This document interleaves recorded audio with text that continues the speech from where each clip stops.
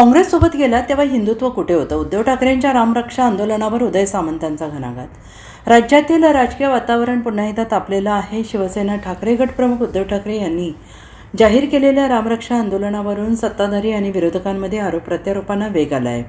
उद्धव ठाकरे यांनी राम मंदिरातील आर्थिक गैरव्यवहाराच्या विरोधात राज्यव्यापी आंदोलनाची घोषणा केल्यानंतर मंत्री उदय सामंत यांनी त्यांच्यावर जोरदार टीका केली आहे। माध्यमांशी बोलताना उदय सामंत यांनी प्रश्न उपस्थित करत म्हटलंय की उद्धव ठाकरे यांनी काँग्रेससोबत आघाडी केली तेव्हा त्यांचे हिंदुत्व कुठे गेले होते? तसेच काँग्रेस नेते राहुल गांधी यांनी स्वातंत्र्यवीर सावरकरांबाबत केलेल्या वक्तव्यावर ठाकरे यांनी भूमिका काय घेतली नाही, असा सवाल त्यांनी केला आहे। उदय सामंत यांनी पुढे म्हटलंय की राज्यातील हिंदू मतदार उद्धव ठाकरे यांना नाकारत असल्याची जाणीव झाल्यानंतरच त्यांनी पुन्हा हिंदुत्वाचा मुद्दा पुढे आणला आहे। त्यामुळे सध्याची भूमिका ही केवळ राजकीय असल्याचा आरोप त्यांनी केला आहे। यावेळी त्यांनी शिवसेना प्रमुख बाळासाहेब ठाकरे यांच्या भूमिकेचा उल्लेख केला आहे। हिंदू हृदय सम्राट बाळासाहेब ठाकरे यांनी काँग्रेससोबत जाण्याला स्पष्ट विरोध केला होता।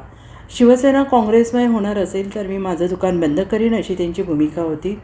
मग काँग्रेससोबत सत्ता स्थापन करताना उद्धव ठाकरे यांचे हिंदुत्व कुठे होते, असा प्रश्न उदय सामंत यांनी उपस्थित केला आहे। दरम्यान उद्धव ठाकरे यांच्या रामरक्षा आंदोलनाच्या घोषणेनंतर राज्यातील राजकीय वातावरण अधिकच तापलेलं आहे। हिंदुत्वाच्या मुद्द्यावर सत्ताधारी आणि विरोधकांमध्ये नव्या राजकीय संघर्षाची चिन्हे दिसू लागली आहेत। हे उलटच झालंय।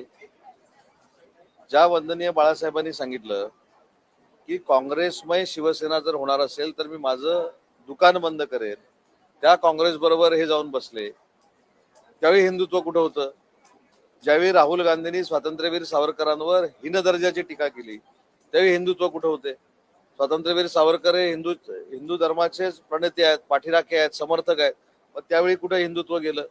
ज्यावेळी लोकसभेची निवडणूक झाली, लोकसभेच्या निवडणुकीमध्ये हिंदुत्वाचा विचार घेऊन भारतीय जनता पार्टी आणि आम्ही सगळे अलायन्स मधली लोक पुढे जात होतो, त्यावेळी यांचं हिंदुत्व कुठे गेलं? विधानसभेला काँग्रेसच्या मांडीवर बसताना यांचं हिंदुत्व कुठे गेलं होतं? आपला धनुष्यबाण काँग्रेसच्या दावणीला ज्यावेळी बांधला त्यावेळी हिंदुत्व कुठे गेलं होतं? आता याचं कारण काय? तर आपल्याकडची सगळी मंडळी माननीय एकनाथ शिंदे साहेबांचं नेतृत्व स्वीकारतायत। त्यांचा असलेला लोकांबरोबरचा संवाद, लोकांबरोबर जुळलेली नाळ, याच्यामुळे वंदनीय बाळासाहेबांच्या विचाराची शिवसेना म्हणजेच धनुष्यबाणाची शिवसेना पुढे जाते हे ज्यावेळी त्यांच्या लक्षात आलं त्यावेळी कदाचित पुन्हा एकदा स्वातंत्र्यवीर सावरकरांचा हिंदुत्वाचा विचार, स्वातंत्र्यवीर सावरकरांना शिव्या घालणाऱ्या लोकांबरोबर राहून पुढे नेण्याचा ते प्रयत्न करतायत। ते काय मला असं वाटतं की शक्य होणार नाही। राम मंदिराचं उद्घाटन ज्यावेळी झालं त्यावेळी यांची भाषा काय होती हे देखील आपण बघितलेलं आहे। राम मंदिराच्या तिथल्या पैशाच्या अनियमित काही कारभाराबद्दल SIT देखील नेमलेली आहे, त्याच्यावर नक्की केंद्र सरकार कारवाई करेल, UP गव्हर्नमेंट कारवाई करेल, परंतु त्याचा आधार घेऊन पुन्हा एकदा आम्ही हिंदूंचे रक्षक आहोत असं सांगण्याचा जर कोण प्रयत्न करत असेल तर महाराष्ट्रातल्या जनतेला आता सगळं हे कळून चुकलंय।